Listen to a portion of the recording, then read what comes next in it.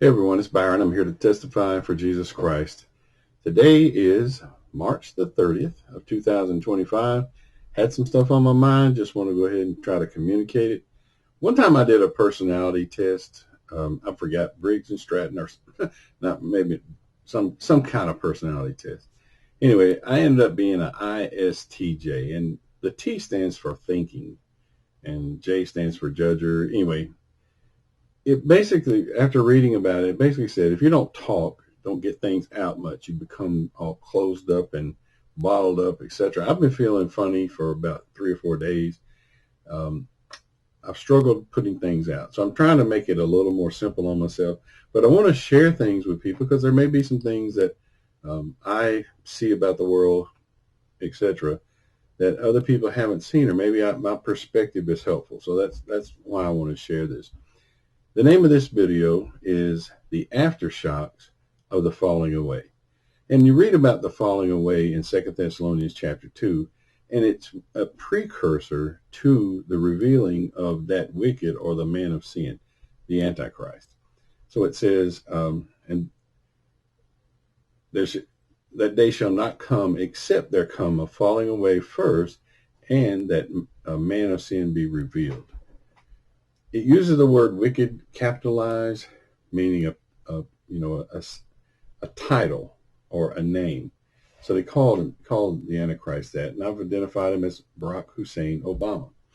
But I really want to talk about some of the other aftershocks of the falling away, because that is ultimately what's going to happen. He is going to be used to punish this nation. He is the rod in God's hand. If you just imagine God punishing like a rod for the fool's back, if you imagine that, and you imagine God punishing sin for with a person, and he's going to have plenty of help. So, matter of fact, I remember him saying one time in one of his campaigns, he said we need a civilian force, a civilian security force just as strong, just as powerful as our military. You know, if you just think the Antichrist understands dark sentences, if you just think for a second, you realize he could have said that, meaning he wants it to use inside the United States. And that's coming. It's coming. Military is going to be used in the United States. But I just want to go through some things. I've looked at fatherlessness recently. I've looked at the crime rate of fatherless people.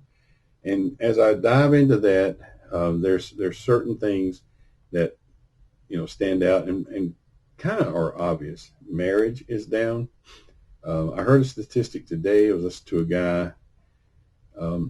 It was like 10% of children in 1970 were born out of wedlock, something like that. I remember when I was young, if a girl got pregnant and she wasn't married, it was a hush-hush thing. There's times when they would go out of state to have the child, or perhaps even go somewhere and have an abortion to keep things quiet. But nowadays, it's almost prideful for a lady to have a baby out of wedlock and prove she's a good single parent. There's even been television shows that state that.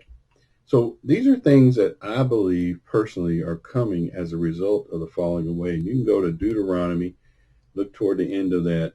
It tells you, read the law to your children before they know anything. If you have these people after the falling away who are not hearing the law, they are not being taught right from wrong. They don't even know you should be married and stay married. It's optional. It makes it much easier to have single parent homes. And among the single parent homes, those homes ran by women is the majority. I mean, a huge majority, landslide majority. But then children who grow up without fathers are more likely to be in trouble. Huge numbers can support that. You can look it up for yourself, but it's big numbers. But what I wanted to do is talk about an aspect in the process of throwing all this stuff out. I wanted to talk about one aspect of the falling away that people may not consider, especially if you're not tuned in with the Bible. And that is what I'm going to call illegitimate authority. And if you go to Genesis and you see that Eve was deceived, Paul even specified that in the New Testament, um, and then Adam followed right along after the deception. Um, God put a curse on people. And he told the woman, he said, your desire will be for the man or your husband, and he shall rule over you. So that was God from the beginning. It didn't start, not necessarily, it wasn't that way in the beginning, but as a result of that curse or the fall. So anytime in today's world you see that the woman is the authority in the home, that is quote unquote illegitimate authority or quote unquote rebellious authority.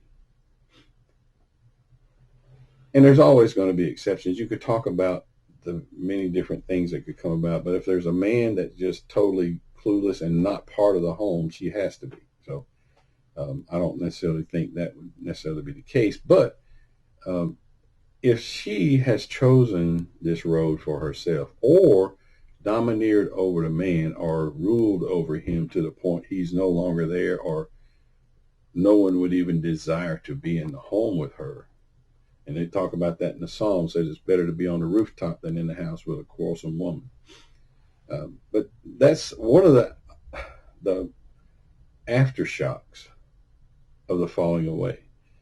And you get people that aren't even aware God did prescribe a way of going about business. And when they are in rebellion, they're not even aware of being in rebellion. So they could go around for generation after generation after generation and never realize their error. And you can see within our government, we're having trouble keeping police officers because the society is so hard to police. That is all a spinoff of what's happening in the family. I want to give a personal example that I am extremely familiar with, just to highlight this aspect. I knew someone who had a grandmother who was extremely ruly, quarrelsome. Uh, she would dominate the situation. Um, I'm not certain how her daughter was, but I know that her daughter's husband was extremely weak. Perhaps could have been weak because of that going on in their marriage as well. And then it trickles down to the children to the point where the children have disastrous marriages, trouble, end up, So I saw that with my own eyes. Now I'm going to talk about one other situation. It was a same thing. I saw that in one family that I, not close to or whatever. But then in my own family, I know of a situation where my grandmother was extremely quarrelsome. And my grandfather would never get her straight. It was always some bickering going on. And children learn from that. So it's passed down from generation to generation. And then I want to say that effect has emasculation. What it means, it makes a man no longer a man, wearing him down. Just, like he thinks, well, I got to stay in this marriage, I got to stay in this home, but every time I try to stand up for myself, oh, I'll take a beating, and she does this and that and that and that. So that's one of the aspects of the falling away, and that impacts children, and the children pass that on. So I've seen that in two different families. And if you want to compare that with a Bible character, you can compare that with Jezebel. Jezebel basically means illegitimate authority. She did not want to coexist. She wanted to be in control. That's how she ran her business. And she used ways, there's clues in the Bible of how she used ways to get her way. One was she wrote a letter as if she were the king. Um, that's illegitimate authority. Another way was when Jehu came after her, she tired, the King James says she tired her hair. She fixed her hair up, looked into the mirror and all that, and got herself looking really good. Um, just to present herself to Jehu so that he would be overwhelmed maybe by her beauty, um, and not go after her as he did. He ended up killing her.